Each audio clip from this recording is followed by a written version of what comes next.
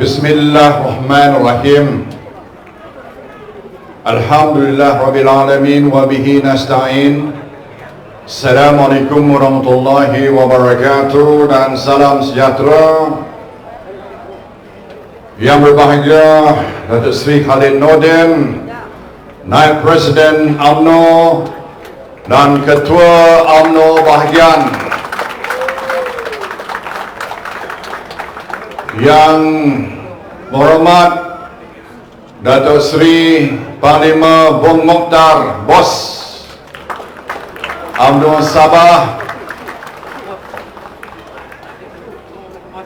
pemimpin-pemimpin UMNO dan PBRS dari Sabah yang jadi bapa angkat Presiden Makal Sakti, ketua-ketua bahagian MIC dan MCA, Saudara Ibrahim, Ketua Kampung dan Pengurusi PDM, tuan-tuan dan puan-puan yang saya hormati sekalian. Alhamdulillah dan terima kasih kerana memberi sambutan yang begitu bersemangat pada saya pada petang ini.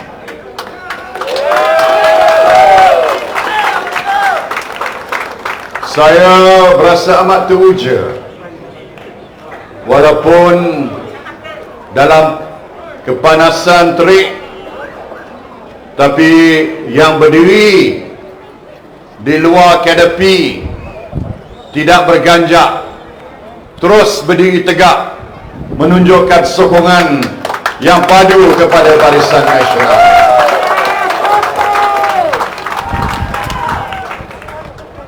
Saya datang untuk menyokong calon kita, Dun Johor Jaya ini, dan menyokong Barisan Nasional agar dapat menubuhkan sebuah kerajaan yang berwibawa di negeri Johor ini. Saya juga teruja dan tertarik dengan ucapan Wan Haji Ibrahim tadi. Walaupun seorang ketua kampung, tapi dia punya pengetahuan amat meluas tentang isu-isu di peringkat nasional. Saya juga diberitahu oleh beliau dan juga oleh Datuk Seri Khalid dalam perjalanan ke rumah bangsa ini bahawa salah satu dari program yang amat menguntungkan rakyat, yang amat dihargai oleh rakyat, ialah program penyelenggaraan Rumah Bangsa Satu Malaysia waktu saya jadi Perdana Menteri, di mana kawasan ini tiap-tiap tahun dapat geran penyelenggaraan. Kemuncaknya pada tahun 2017 menerima 500,000 daripada kerajaan pusat. Ini menunjukkan bahawa tak boleh lawan soal kebajikan rakyat. Menolong rakyat, membantu rakyat, memperjuangkan untung nasib rakyat. Tak ada parti yang lebih baik daripada Barisan Nasional, tuan.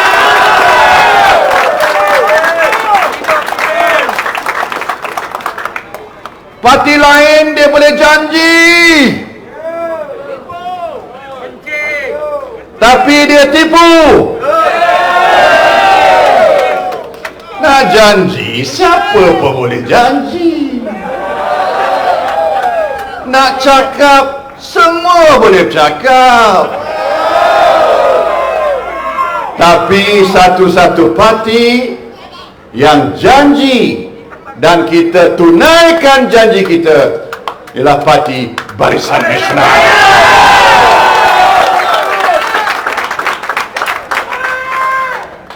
Jadi hari ini tak payahlah nak tabur janji lagi. Nak keluar manifesto baru buat apa? Apa hair dengan apa hair ni orang faham je. Mengkara. Apa hal dengan janji-janji dulu? What happened? Don't know what happened. Poci. Poci. Orang Sabah kata buyuk. Dah terbuang ya. Buyuk mana dia tipu. Kita tak boleh menipu rakyat. Pertamanya, kalau dari segi kita seorang Islam, agama Islam, menipu itu salah satu daripada ciri orang yang munafik. Dan mana-mana pemimpin yang cakap dusta dan membohong, dia takkan dapat marakah.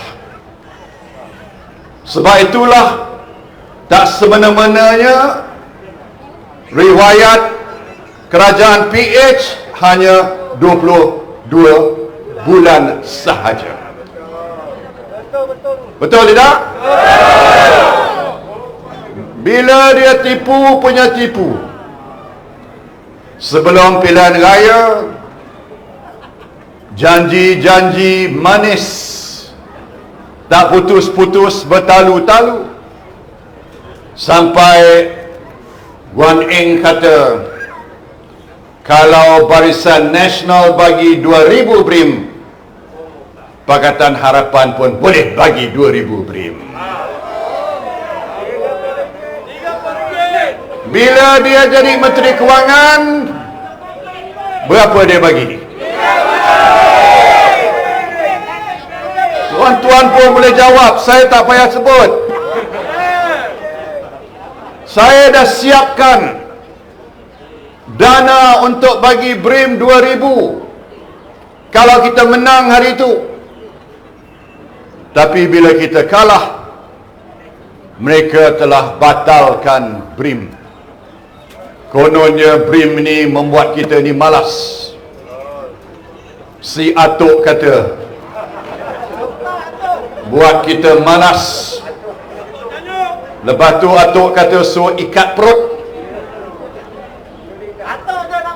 Pada saya bukanlah tugas kerajaan nak suruh kita ikat perut. Tugas kerajaan suruh isi perut kita, supaya masyarakat yang lebih seimbang, tuan-tuan. Balance society antara yang kaya dan yang B40 ataupun T20 dan B40. Jurang tu jangan terlalu lebar. Orang kaya jangan terlalu kaya dan miskin jangan terlalu miskin. Itulah pegangan falsafah saya sebagai Perdana Menteri. Sebab itulah kalau digunakan ukuran Gini coefficient, ini sebab saya di Pasir Gudang ni standardnya tinggi sikit, saya boleh sebut Gini coefficient.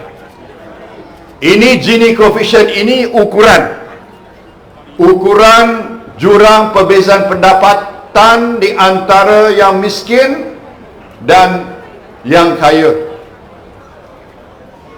mengikut angka-angka yang dikeluarkan oleh Department of Statistics Malaysia secara resmi, waktu Barisan Nasional memerintah, Gini coefficient itu semakin mengecil.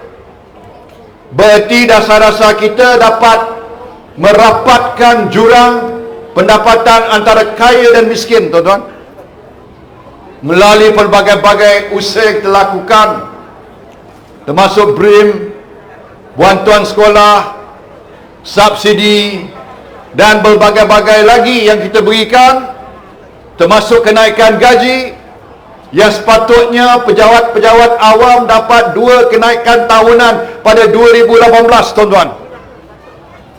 Tapi bila kita kalah, PH menang, dibatalkan kenaikan gaji tahunan tambahan itu.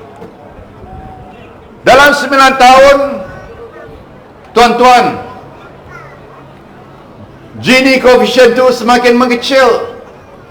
Berarti dasar kita menolong orang miskin dan B40 berjaya.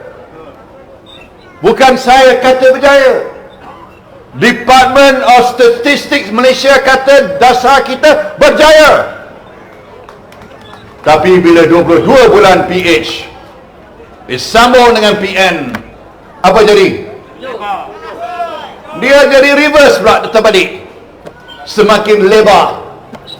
Maknanya dasar-dasar dalam zaman PH, Atok jadi Perdana Menteri, disambung dengan Abah, menguntungkan orang kaya, kroni-kroni. Tapi yang miskin tak dapat pembelaan yang sewajarnya. Sebab itulah tuan-tuan sekalian, kita dah merasai ini. Kalau saya bersyarah, kalau pemimpin PH datang ke, Bersatu datang ke, Warisan datang ke, siapa pun datang ke, Muda datang ke, tuan-tuan dah merasai. Betul tidak? Ini bukan soal kita cakap je. Ini bukan satu perkara yang kita akan merasai melalui masa akan datang. Bukan satu new experience, sudah dilalui oleh tuan-tuan. Betul tidak? Dan bila dah dilalui zaman BN, 22 bulan zaman Pakatan Harapan, 17 bulan bawah PM, mana lebih baik? Zaman BN ke, PN ke, PH? Rakyat tahu, tuan-tuan pun tahu. Tak semestinya ahli UMNO ke, ahli parti-parti Barisan Nasional, rakyat biasa dah tahu, tuan-tuan. Sebab itulah mereka ni kalah teruk. 7 pilihan raya kecil mereka kalah teruk. Sebab itulah lepas itu kita kembali berkuasa, walaupun bukan sepenuhnya di negeri Sabah. Orang kata Sabah dah habis UMNO, tapi bila ada pejuang macam Datuk Bong Mokhtar ni, kita kembali berkuasa di negeri Sabah.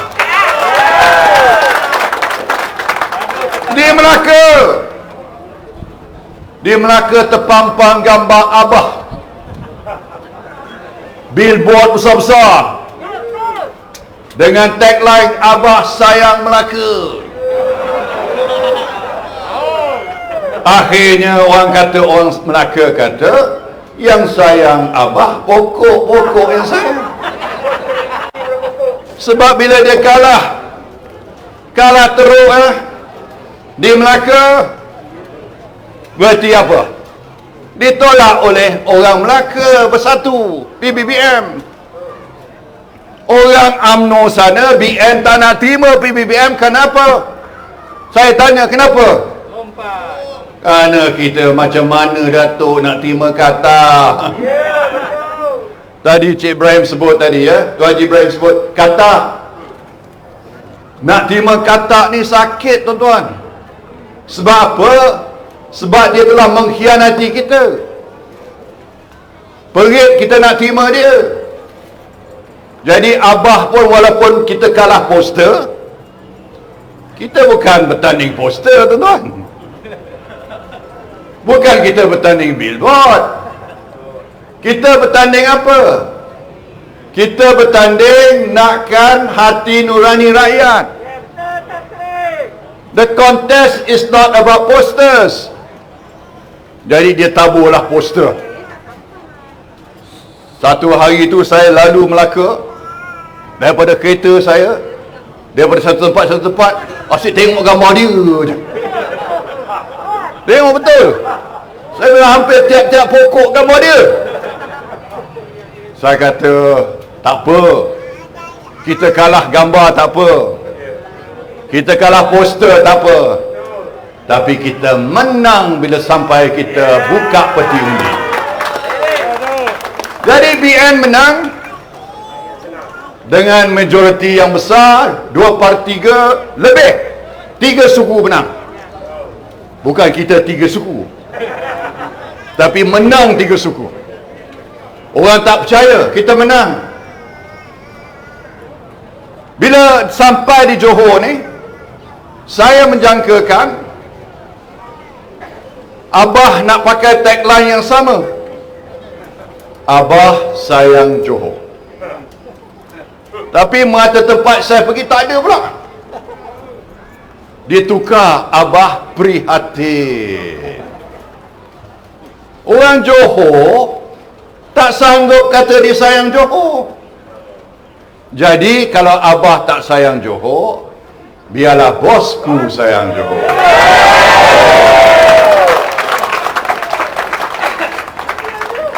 Dan orang pun banyak masih ingat lagi terkesan kita, tuan-tuan. Yalah, tu saya sebut pasal soal lain. Soal COVID ni, pengurusan COVID zaman Abah jadi Perdana Menteri. Saya dah kata lebih awal lagi, kalau nak buat PKP, nak buat lockdown, buatlah lockdown yang ketat. 2-3 minggu dah cukup. Tapi Malaysia mencatat sejarah antara lockdown yang paling lama di dunia, tuan-tuan. Ini bukan saya cakap, ini rekod. Kita buat perbandingan negara-negara lain. Kitalah negara di mana lockdown paling lama sekali.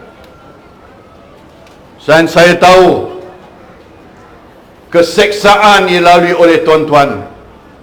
7 bulan lebih lockdown. Berapa peritnya hidup kita. Yang berniaga tak boleh berniaga. Hampir bankrupt. Ada yang dah bankrupt pun. SME katanya berpuluh-puluh ribu bankrupt, gulung tikar. Pilot kapal terbang big jet, bukan turboprop, big jet, jadi pemandu Grab, tuan-tuan. Ada yang buka warung tepi jalan di Subang, saya pergi, pilot MAS, tuan-tuan. Terpaksa cari rezeki. Bila lockdown terlalu lama, tuan-tuan, inilah akibatnya. Yang ada kerja kena buang kerja. Yang ada pendapatan pun separuh saja, tak ada overtime. Takkan kita tak ingat, tuan-tuan? Dan siapa yang bertanggungjawab lockdown paling lama ini? Siapa? Tambah lagi, tuan-tuan, tak ada negara di dunia yang menggantung suspend parlimen dan suspend gantung perlembagaan, melainkan Malaysia saja, dengan alasan nak ada kuasa, nak lawan COVID. Tapi zaman itu COVID berdasarkan pada 1 juta penduduk, Malaysia jadi yang tertinggi di ASEAN, tuan-tuan, dan antara yang tertinggi di dunia. Ini fakta. Ini bukan politik, ini fakta. Sehingga kan orang tak percaya gantung parlimen memerangi COVID, tapi tujuan sebenarnya kemaruk kuasa nak selamatkan diri dia sebagai duduk kursi Perdana Menteri. Sanggup melihat rakyat susah, sanggup melihat parlimen tak boleh bersidang, tak boleh kita bagi buah fikiran. Sekarang ni dia pula mengending-ending minta undi di sini. Oh, konon dia hero Johor. Di mana letak dia hero Johor? Tak boleh kita terima orang yang tak tahu menguruskan negara, yang mengetui kerajaan gagal. Sebab itulah saya antaranya yang mula-mula menyokong dia, saya sign menyokong dia jadi Perdana Menteri. Lepas tu saya di antara orang yang suruh dia turun sebagai Perdana Menteri sebab dia gagal. Saya nak bagi peluang pada dia jadi Perdana Menteri, walaupun bila saya jadi Perdana Menteri dia tikam saya dari belakang. Betul, dia tikam semua orang. Dia tikam Pak Lah, dia tikam Osman Saad, dia tikam Musa Hitam, akhir sekali dia tikam Mahathir. Dr. Mahathir pun dia tikam juga dengan langkah Sheraton. Orang macam ni tuan-tuan, kalau dah menikam secara serial ni, tak boleh percaya tuan-tuan. Dia tengok kesempatan, dia akan buat. Kawan tak kawan, dia lanyak juga. Sebab apa? Nak naik kemaruk kuasa. Jadi orang yang kemaruk kuasa ni tuan-tuan, tak boleh kita angkat sebagai pemimpin, tuan-tuan. Tak boleh. Tapi orang yang tahu macam mana nak jaga kebajikan dan kepentingan rakyat, orang itulah yang kita mesti angkat sebagai pemimpin. Dan Parti Barisan Nasional lah yang tahu macam mana nak jaga kita ni semua, rakyat negeri Johor, bangsa Johor ini. Betul tidak? Saya tak mau nak cakap panjang, kesian orang di tengah panas ni. Meleleh-leleh peluh ni. Terima kasihlah, semangat luar biasa. Boleh saya nak tanya, besok ni boleh sokong BN tak? Boleh pasti kemenangan tak? Kita nak angkat Barisan Nasional sebagai parti yang pegang tampuk kepimpinan negeri Johor ini. Kita nak Johor ni sebagai turning point. Turning point kebangkitan semula BN di Malaysia ni. InsyaAllah kita letak BN. Calon kita Menteri Besar dah ada, Datuk Hasni, Menteri Besar. Dibantu dengan semua orang. InsyaAllah kita akan membuka era lembaran baru. Kerajaan yang kuat, kokoh, stabil, ada wawasan, ada kemampuan, boleh melonjakkan negeri Johor ini sebagai sebuah negeri cemerlang, insyaAllah. Boleh tuan-tuan? Ida Barisan, Ida Barisan, Ida Barisan. Terima kasih. Assalamualaikum warahmatullahi wabarakatuh.